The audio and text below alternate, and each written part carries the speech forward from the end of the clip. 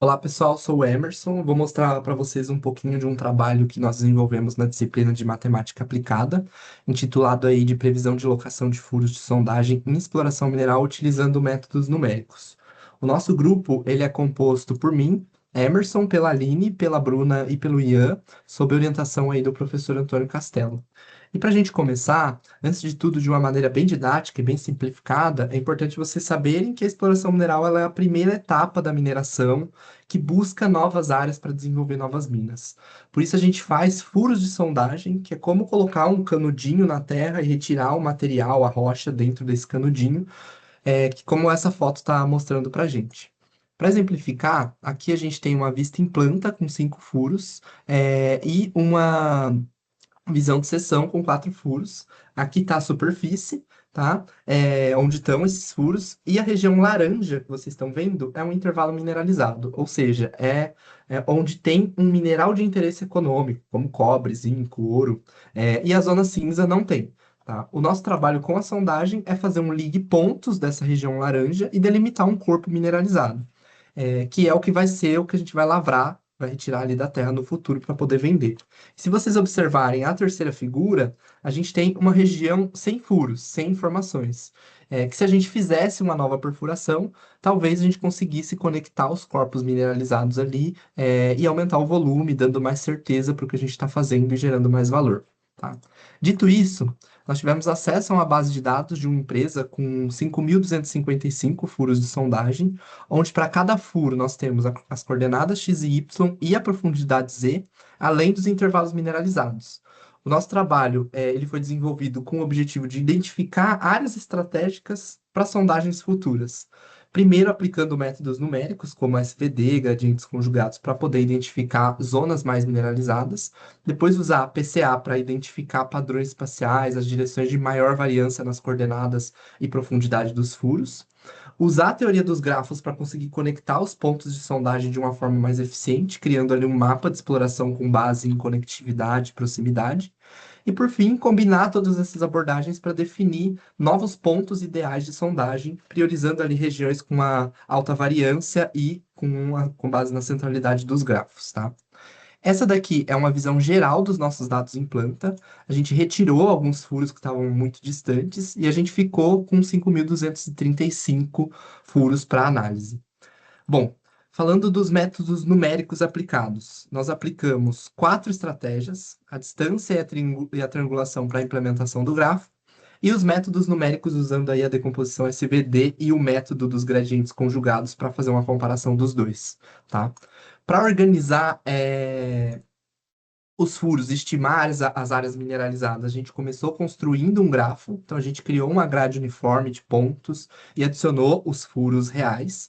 Depois a gente conectou esses pontos usando 2 estratégias, uma baseada em distância e outra baseada em triangulação. A primeira abordagem, usando ali a distância euclidiana com o limite máximo, ela funcionou, mas ela foi lenta. Mais de 94 segundos ali, conexões um pouco mais restritas, enquanto a triangulação de Delaunay ela foi mais eficiente. Ela executou ali em apenas 0,05 segundos e gerou uma malha melhor estruturada, sem precisar da gente definir um limite de distância. Com o grafo pronto, a gente criou as matrizes de adjacência de Gauss e a Laplaciana para poder descrever a conectividade. A gente adicionou uma matriz de penalidades para preservar valores conhecidos dos furos. E o problema ele foi formulado como um sistema linear, dividido ali entre treino e teste, para poder prever justamente os limites from e to das zonas mineralizadas, que é aquela zona laranja que a gente viu no início da apresentação.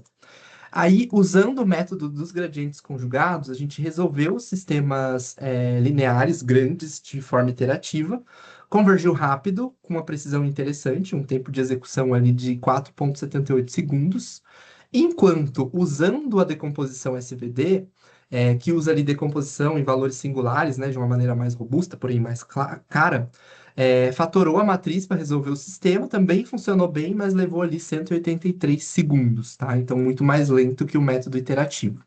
Então, com o método de gradientes conjugados, o tempo ele cai 4,78 segundos, mantém ali as métricas de erro praticamente iguais a do SVD para efeitos comparativos, ou seja, a gente tem aqui um desempenho semelhante, mas 38 vezes mais rápido, tá?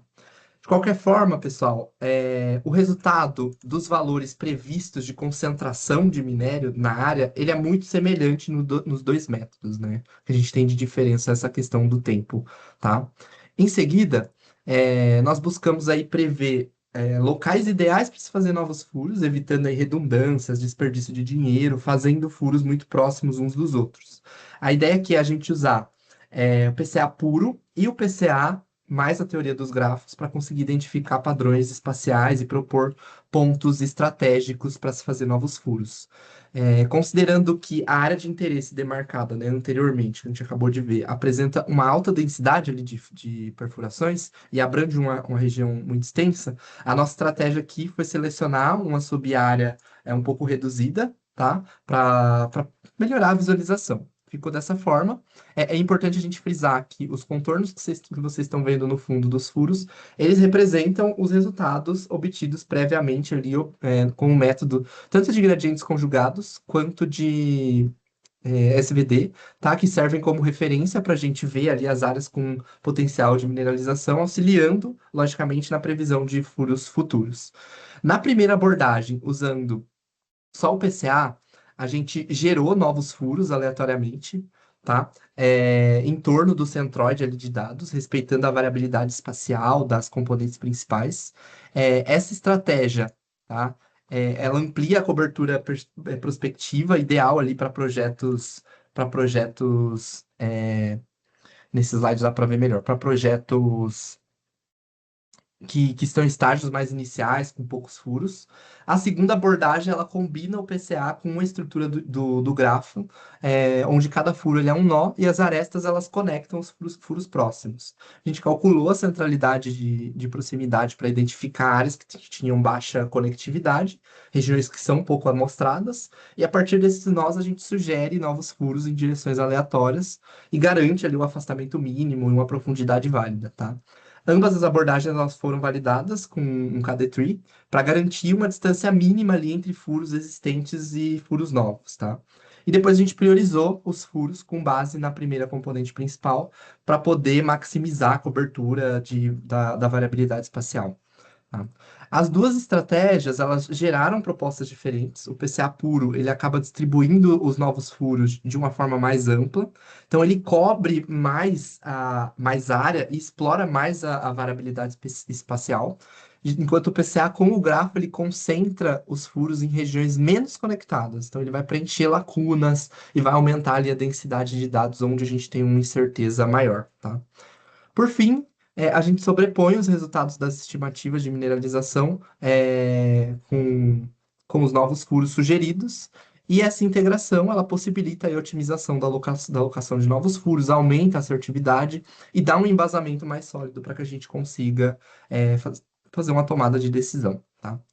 Eu finalizo aqui, pessoal, dizendo que a triangulação de Delaunay, fazendo uma recapitulação, mostrou-se superior à distância euclidiana na construção do grafo. Então, ela garante ali conexões consistentes, com um excelente desempenho.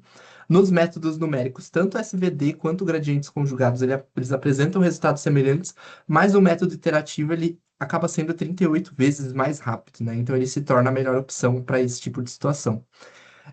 Na etapa de PCA, a gente aplicou as duas estratégias, o PCA puro, que amplia a cobertura prospectiva, enquanto o PCA combinado ali com grafos, ele reforça a conectividade em áreas críticas, e a integração dessas duas abordagens, ela aumenta toda a assertividade ali na alocação de furos, né, e fornece um embasamento mais sólido para que os geólogos que estão ali em campo consigam tomar a decisão.